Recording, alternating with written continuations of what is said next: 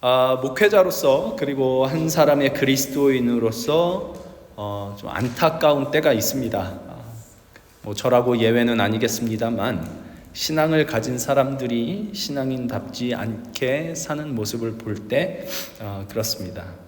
예배 열심히 참석하고 헌금도 열심히 하고 기도도 하시는 분인데 예수님을 믿는 향기는 나지 않는 그런 모습들이 보일 때 좀 안타깝게 느껴질 때가 있고요.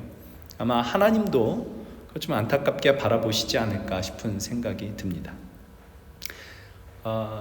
제가 알기로 여기 덴버, 그러니까 콜로라도 지역, 스프링스 지역까지 하면 한인 교회만 70개가 넘는다고 알고 있습니다.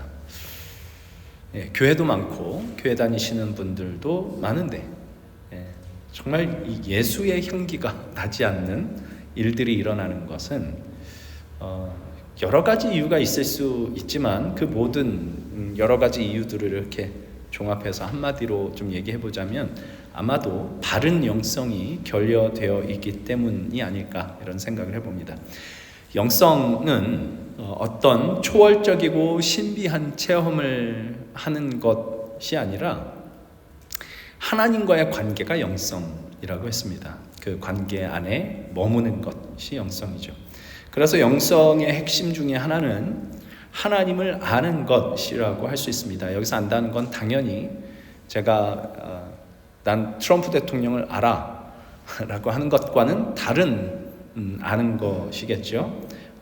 유명한 사람이니까 그가 미국의 대통령이고 부동산 사업을 했던 사람이고 하는 식의 그런 정보를 아는 것이 아니라 그와의 인격적인 교류가 있을 때 아는 그 아는 것, 그게 있어야 이제 관계가 성립이 될 수가 있겠죠. 그래서 하나님과의 인격적 교류를 통해 그분을 아는 것, 그것이 곧 영성이라고 할 수 있을 것 같습니다. 그래서 오늘 본문으로 읽은 시편 46편 중에 10절 말씀은 너희는 가만히 있어 내가 하나님됨을 알지어다 라고 말씀을 하고 있습니다. 하나님을 아는 것, 그것이 하나님과의 바른 관계 안에 머무는 길이고요. 그것이 우리가 바른 영성을 갖는 길이기 때문에 이제 그렇게 말씀을 하시는 걸 겁니다.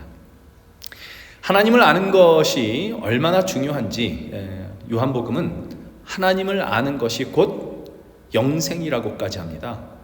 요한복음 17장 3절에 이렇게 얘기를 합니다. 영생은 곧 유일하신 참 하나님과 그가 보내신 자 예수 그리스도를 아는 것이니이다. 영생은 말 그대로 하면 영원히 사는 것이지 않습니까? 이게 단순히 영원히 산다는 것이 아니라 하나님과 그가 보내신 예수 그리스도를 아는 것, 곧 하나님과의 인격적 관계 속에서 그분을 알며 그분과의 관계 안에 머무는 삶, 그것이 영생이라고, 그것이 우리에게 허락되는 구원이라고 말하고 있는 것입니다. 그래서 우리가 믿는 기독교의 복음은 하나님을 아는 것이 매우 중요합니다. 로마서 1장 16절에서 선언하는 것처럼 복음은 모든 믿는 자에게 구원을 주시는 하나님의 능력이기 때문입니다. 하나님의 능력이 복음입니다. 하나님이 어떤 능력으로 어떤 구원을 우리에게 허락하시는가 하는 것을 아는 것, 하나님이 어떤 분이신지를 아는 것, 그분을 아는 그 인격적 관계 안으로 들어가는 것이 복음의 내용에 다 포함이 되는 겁니다. 하나님, 그분을 만나고 그분을 아는 것이 복음입니다. 그러니 이 하나님을 우리가 알아야죠.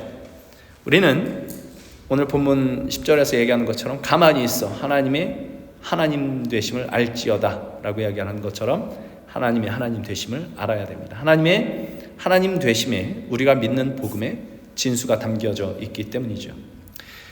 복음, 복된 소식이지 않습니까? 즐거운 소식, 기쁜 소식. 그래서 이거 알면 기뻐야죠. 우리 복음을 방해하는 현 시대의 복음을 방해하는 사람들은 기쁨을 잃어버린 그리스도인이다 이렇게 얘기를 하고 있는데 이 기쁨이 좀 하나님을 아는 것에서 이렇게 회복되면 좋겠습니다.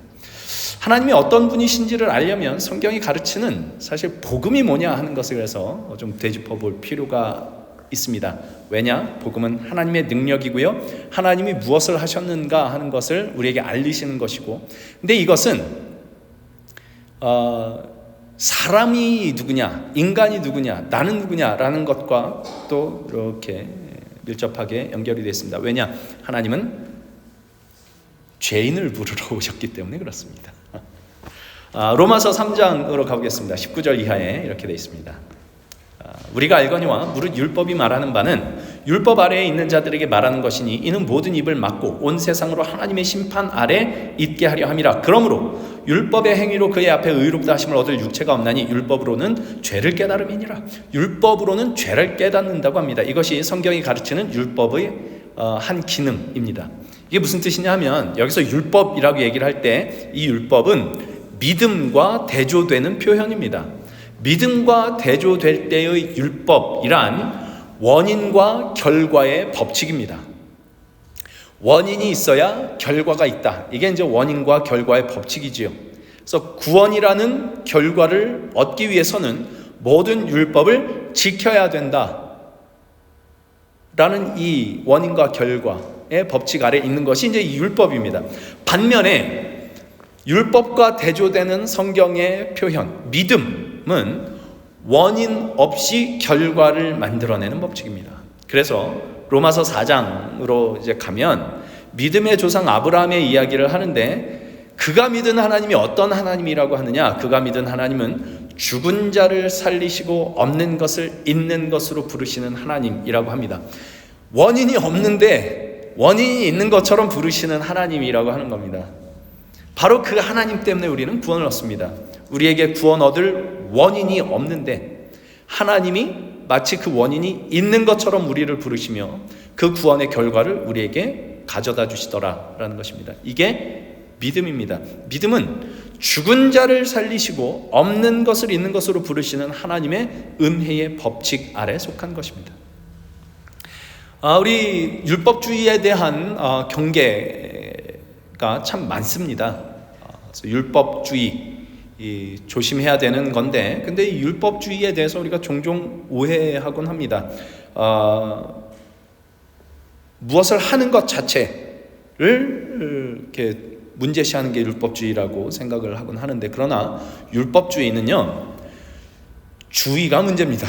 율법이 문제가 아니고, 율법을 열심히 행하는 것이 율법주의가 아니고요, 율법을 열심히 행하는 것을 원인으로 하여 구원이라는 결과를 만들어내려는 생각, 이것이 율법주의입니다. 하나님의 은혜는 원인 없이 주어지는 것인데, 그 은혜라는 결과를 내가 원인을 들여서 받아내겠다, 이게 이제 율법주의인 겁니다. 이게 왜 문제가 되느냐? 우리는 다 타락해서 율법을 다 지켜낼 능력이 없기 때문입니다. 우리 안에 구원의 결과를 만들어낼 원인이 전혀 없습니다. 그게 의인은 없으니 하나도 없다라는 말로 이제 로마서 3장 10절 같은데 이렇게 선언되고 있죠. 그러니 율법을 행함으로 내가 율법을 열심히 잘 지켜서 구원의 결과를 얻어내려고 할 때마다 어떤 일이 벌어지느냐? 이게 잘못됐다고 잘못된 거긴 하지만 이거 잘못된 거니까 그러지 마, 그런 얘기를 하는 게 아닙니다. 이게 이제 어떤 작용을 우리 안에서 일으키는가 하는 이야기를 하려고 하는 겁니다. 율법으로 구원을 얻어내려고 할 때마다, 내가 율법을 지켜서 하나님의 은혜를 얻어내려고 할 때마다, 그리고 내가 이것을 하나님께 뭘 드려서 뭘 하려고 할 때마다, 하나님께 뭘 받아내려고 할 때마다, 그 율법을 지키려고 할 때마다 우리는 죄에 대한 우리의 무력감을 깨닫게 될 수밖에 없습니다. 왜냐? 우리에게는 그걸 다 지킬 능력이 없기 때문입니다. 율법으로는 죄를 깨닫는다라는 게 그런 말이죠. 죄에 대한 우리의 무력감을 알게 한다. 이게 율법이 하는 겁니다. 어떤 분이 결혼식에서 주례사를 이렇게 했었습니다. 잘 들어보세요. 베풀어 주겠다는 마음으로 결혼하면 길 가는 사람 아무하고나 결혼해도 별 문제가 없습니다.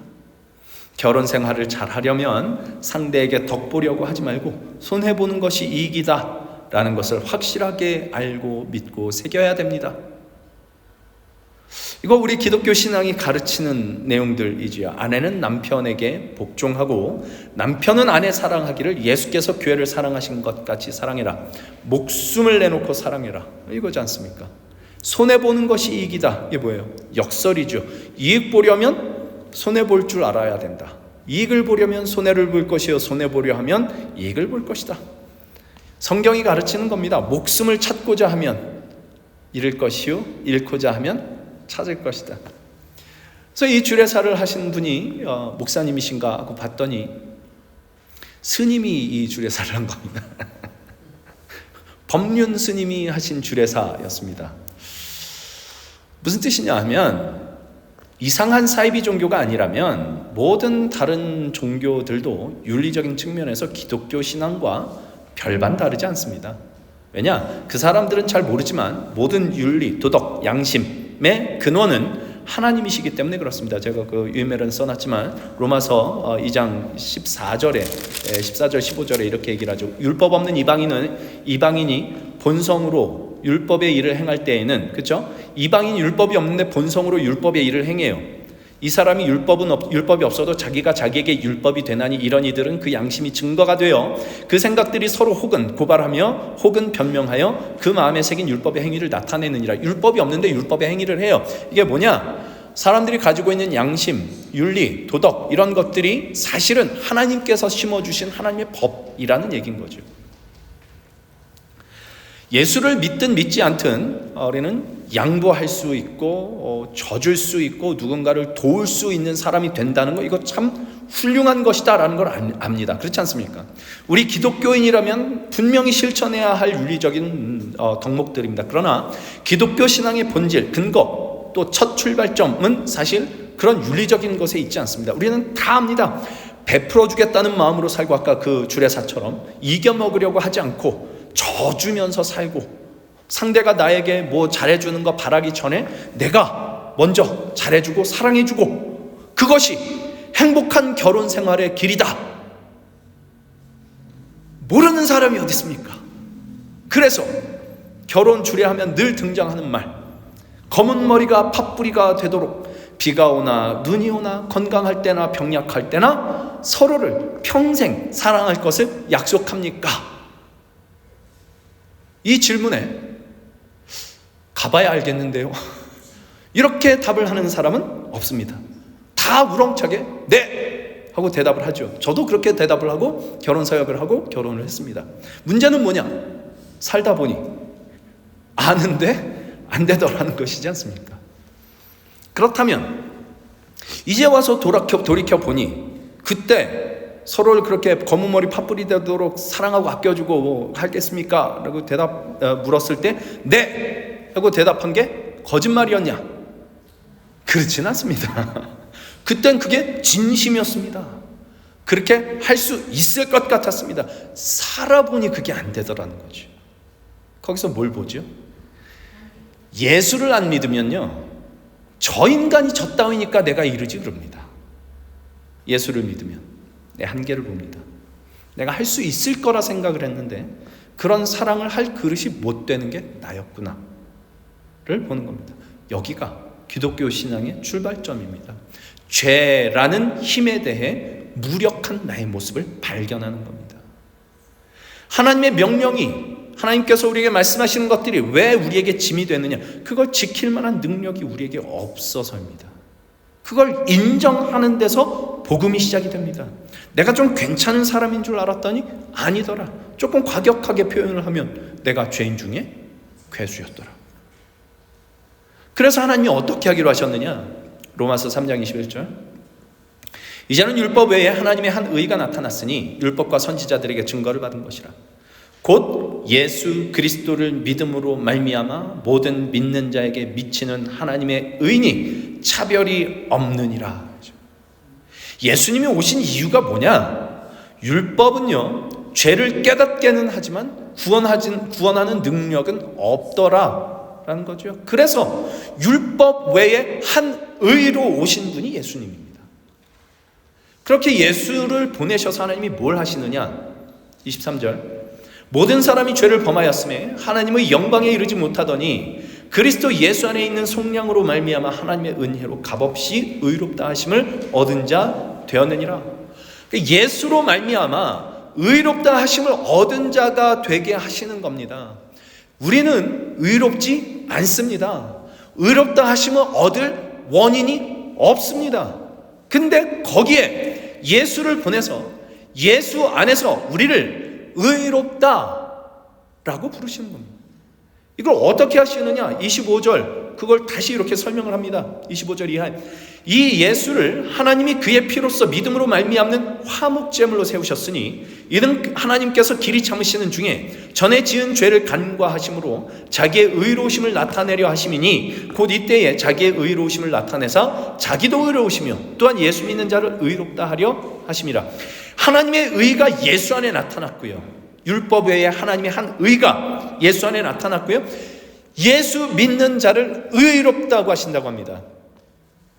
복음은 예수로 말미암는 구원인데 예수로 말미암는 구원이라는 게 구체적으로 뭐냐라고 할 때 예수로 말미암아 구원을 얻어서 천국을 간다가 아니라 이겁니다. 하나님만이 가지시는 사랑과 은혜와 용서와 부활의 능력이 하나님의 의가 예수로 말미암아 이제 우리 속에 들어오게 된 것이다라고 얘기를 하는 거죠. 이게 예수로 말미암는 구원입니다. 아까 로마서 3장 10절 얘기를 하면서 그 의인은 없으니 하나도 없다라는 얘기를 했는데 모두가 범죄하여 하나님의 영광에 이르지 못하더니 이러거든요. 하나님의 영광에 이르지 못하던 죄인을 하나님의 영광으로 끌어올리시는 겁니다. 다만 피조물에 불과하며 다만 죄인에 불과한 우리가 그래서 결코 하나님의 영광에 이를 수 없고 자격으로 치면 하나님의 은혜와 사랑을 입을 자격이 없는 우리가 그 하나님의 은혜와 사랑으로 하나님의 자녀가 되며 하나님의 성품과 그 능력에 참여하게 되는 정말 상상할 수 없는 영광을 입게 되는 것, 그것이 예수로 말미암는 구원이며 복음입니다. 할렐루야! 복음은 우리가 상상하는 것보다 훨씬 큽니다. 우리가 생각하는 것보다 훨씬 큽니다. 그저 죄 용서받아서 천국 가는 것, 이런 것보다 훨씬 더 크게 하나님께만 있는 의가 우리에게로 들어오는 것이고 하나님의 신적 성품과 능력을 예수 안에서 갖추게 되는 것, 그것이 예수로 말미암는 구원이고 복음입니다. 그래서 이 복음이 어디로 연결되느냐 하면 로마서 3장 31절, 그 3장 뒤쪽으로 또 가면 31절에 이렇게 얘기를 해요. 그런즉 우리가 믿음으로 말미암아 율법을 파기하느냐. 아까 율법과 믿음이 대조되는 거라 그랬죠. 그럼 믿음으로 구원 얻으니까 그럼 율법을 파기하냐? 그럴 수 없느니라 도리어 율법을 굳게 세운다 그럽니다. 믿음이 율법을 굳게 세운답니다. 앞에서 말한 율법 외에 하나님의 한 의가 나타났다. 그럴 때 이 율법은 원인과 결과의 법칙으로서의 율법이었습니다. 그런데 우리가 그걸 다 지킬 수 있는 능력이 없어서 이 율법은 우리의 무력함을 깨닫게 할 뿐이었던 율법이었다면, 그러나 바로 그 이유 때문에, 우리가 죄에 대해서 무력하다는 바로 그 이유 때문에 하나님께서 예수를 보내시고 예수 안에서 우리를 구원하신 후에 우리를 의롭다 부르신 그 후에는 이 율법이 하나님의 성품을 드러내는 것으로의 율법이며 은혜롭고 노하기를 더디하고 인자와 자비가 풍성하셔서 우리를 길이 참으신 하나님의 의에 참여하는 것으로서의 율법이 되는 겁니다. 그러니 이 율법이 복음 안에서 이 율법을 보기 전에는 하나님의 이 말씀들, 예수의 말씀들, 원수도 사랑해라, 핍박하는 자를 위해 기도해라, 7번씩 70번이라도 용서해라 하는 이것들이 그저 무거운 짐이 되고 억울한 희생이 되는 것 같습니다. 왜요? 나만 그렇게 손해보는 것 같거든요, 이거 하면. 그렇지 않아도 힘든 세상, 이 삶에 짐을 하나 더 얹어놓는 것 같은 이 율법이 복음 안에서, 예수 그리스도의 십자가를 통과하여 복음 안에서 이 율법을 바라보니 짐이 아니라 하나님의 하나님의 은혜와 사랑 속을 거니는 그 영광을 입는 기쁨이 되더라는 거죠. 그래서 율법을 굳게 세운다고 하는 겁니다. 율법을 굳게 세우는 것, 하나님의 말씀을 따라 사는 것은 하나님의 신성한 성품에 참여하는 기쁨입니다. 늘 얘기를 하죠. 사랑을 하면, 사랑을 해서 상을 받는 것이 아니라 사랑을 할 줄 아는 존재가 되는 것이 정말 큰 기쁨입니다. 용서를 할 줄 알면, 용서를 하자 하나님께서 너 잘했다 하고 상을 주시는 것이 아니라 용서를 할 줄 아는 존재가 되는 이것이 정말 큰 복입니다. 그러니 율법을 다 지킬 수 있게 되었다, 이것이 우리의 기쁨이 되는 것이 아니라 복음 안에서 뭐가 진짜 기쁨이다라는 것을 알게 되는 그 복이 있는 거죠. 그 즐거움이 있는 거죠. 예수 믿는 자에게만 임하는 복음일 겁니다. 제가 누구라고 말씀을 안 드리겠지만 예전에 어떤 성도 한 분이 술을 많이 줄였다는 말씀을 하세요. 그러면서 하시는 말씀이 믿음이 좋아져서가 아니라 나이가 드니까 체력이 약해져서 술이 줄었다, 그런 말씀을 하신 적이 있습니다. 근데 생각을 해보십시오. 어떤 게 더 좋습니까? 체력이 좋아서 술 퍼마시고 해롱거리는 게 좋겠습니까? 체력 없어서, 체력이 안 좋아져서 술 안 마시고 정신 차리고 사는 게 좋겠습니까? 정신 차리고 사는 게 100배는 더 좋습니다. 나이 들어서 어쩔 수 없이 그렇게 된 것, 하나님의 은혜입니다. 우리가 믿음 위에 서고요, 하나님의 은혜 아래 살면 어디까지가 내 믿음이고 어디까지가 하나님의 은혜인지 그 경계가 없어집니다. 그러면 뭐가 우리에게 좋은 건지, 뭐가 우리에게 유익한 건지 우린 잘 모르는데 그냥 사는 게 다 복이 됩니다. 나이 들고 힘 빠지는 게 뭐가 유익할까 싶은데 우린 거기에 하나님이 주시는 은혜가 있다고 고백을 합니다. 그런 의미에서 우리가 하나님이 누구신지를 알아야 한다고 할 때 첫째 되는 하나님의 어떠하심은 이 하나님의 크심이라는 생각이 듭니다. 너무 커서, 하나님은 너무 크셔서 우리가 하나님을 다 알 수가 없습니다. 우리가 하나님이 어떤 분이신지를 다 알 수 없다는 것, 이것을 가장 먼저 인정해야 됩니다. 너무 크신 분이시기 때문에. 그렇지 않으면 우리는 쉽게 진리라는 말로 독선과 교만, 정죄와 판단의 자리에 서게 됩니다. 어떤 때는 하나님이 너무 분명하게 아는 것처럼 느껴질 때가 있는데 뭐 이럴 때이죠. 주일 성수를 하나님께서 기뻐하신다, 예배 빠지지 않는 거 하나님께서 기뻐하신다, 율법 지키는 거 하나님께서 기뻐하시고, 뭐 맞는 말일 겁니다. 그러나 그게 전부는 아니다라는 걸 우리는 살면서 알게 됩니다. 여기에만 하나님의 은혜가 있는 것이 아니라 하나님의 은혜는 훨씬 더 크게, 훨씬 더 넓게, 훨씬 더 광범위하게 부어지고 있다는 것을 우리는 신앙생활을 하다 보면 알게 됩니다. 하나님은 우리가 확신할 수 있는 분이 아닙니다. 하나님은 크십니다. 상상할 수 없이 크십니다. 죽음을 생명으로 바꾸시는 분이고 없는 것을 있는 것으로 부르시는 분입니다. 기껏 이 정도 표현할 수 있을 뿐입니다. 우리가 악하다고 생각했던 것을 합력하여 선을 이루시는 분이시면, 우리가 죽어 마땅하다고 생각했던 부끄러운 우리의 죄가 도리어 하나님을 찾아 나오게 하는 복이 되게 하시는 분입니다. 놀랍지 않습니까? 이 하나님을 알며 이 하나님과의 바른 관계 안으로 들어갈 때 우리의 신앙의 향기가 거기서 나타나게 될 겁니다. 하나님께서 호세아 선지자를 통해서도 여호와를 힘쓰라, 하나님을 알아라, 이런 말씀을 하십니다. 그러면서 어떤 말씀을 하시느냐? 호세아 6장 6절, 나는 인애를 원하고 제사를 원하지 아니하며 번제보다 하나님 아는 것을 원하노라. 번제보다 하나님 아는 것을 원하신답니다. 예수님도 이 말씀을 인용해서 이런 말씀을 하세요. 마태복음 9장 13절, 너희는 가서 내가 긍휼을 원하고 제사를 원하지 아니하노라 하신 뜻이 무엇인지를 배우라. 나는 의인을 부르러 온 것이 아니요 죄인을 부르러 왔노라 하시니라. 나는 자비를 원하고 제사를 원하지 아니하노라 하신 뜻을 너희가 알았더라면 무죄한 자를 정죄하지 아니하였으리라. 마태복음 12장 7절 말씀입니다. 하나님이 제사를 원하지 않으신답니다. 제사는 하나님께서 명하신 겁니다. 근데 제사를 원하지 않으신대요. 이게 무슨 말일까요? 제사 대신 인애를 원하시고 긍휼을 원하시고 자비를 원하신답니다. 제사 자체가 아니라, 제사를 드리는 것 자체가 문제가 아니라, 제사를 드린다는 것은 하나님이 어떤 분이신지를 알며 그분의 성품에 참여하는 것이 그 제사의 본질이어야 하는데, 그것 없이 하나님의 인자하심, 인애하심, 하나님의 자비, 하나님의 긍휼히 여기심, 이런 것들 없이, 하나님이 누구신가를 아는 것 없이, 그 성품에 참여하는 것 없이 하나님 앞에 나와 드리는 제사는 하나님이 원하시는 것이 아니다 라고 말씀하시는 거죠.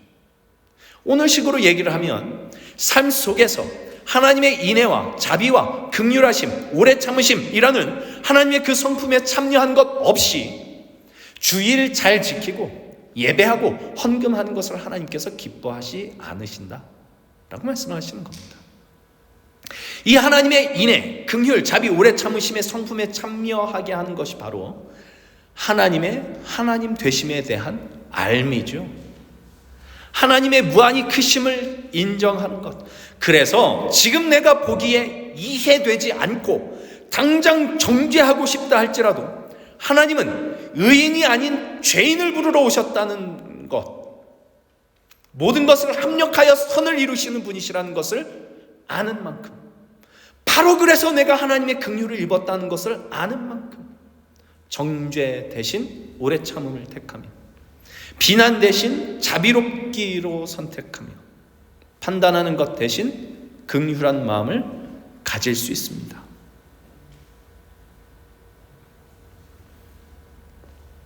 오늘 본문 말씀대로 하나님이 우리의 피난처요, 하나님이 우리의 힘이시며 하나님이 환난 중에 도움이 되신다. 그러므로 땅이 변하든지 산이 흔들려 바닷 가운데 빠지든지 바닷물이 솟아나고 뛰놀든지 그것이 넘침으로 산이 흔들릴지라도, 우리에게 그 어떤 일이 일어난다 할지라도, 그 어떤 사람을 만나며 그 어떤 환경에 처해진다 할지라도 하나님, 그분 때문에 우리는 두려워하지 않는다 라는 고백을 할 수 있을 겁니다.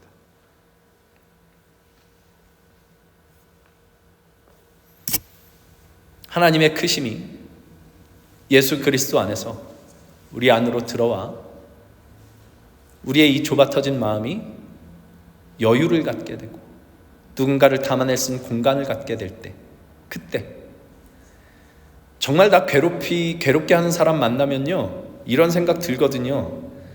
산이 흔들려 바닷 가운데 빠지는 것 같을 때가 있고, 바닷물이 솟아나고 뛰노는 것 같을 때가 있고, 그것 때문에 산이 흔들리고 지축이 흔들리고 내 삶이 흔들리는 것 같을 때가 있거든요. 이 공간이 누군가를 받아들일 수 있는 힘이 생길 때, 거기서 우리는 하나님 때문에 두려워하지 않을 수가 있습니다. 하나님의 크심이 내 안으로 들어오시면 그렇게 됩니다. 하나님의 크심을 아는 만큼 그게 됩니다. 하나님이 어떤 분이신지를 아는 것에서 출발합니다.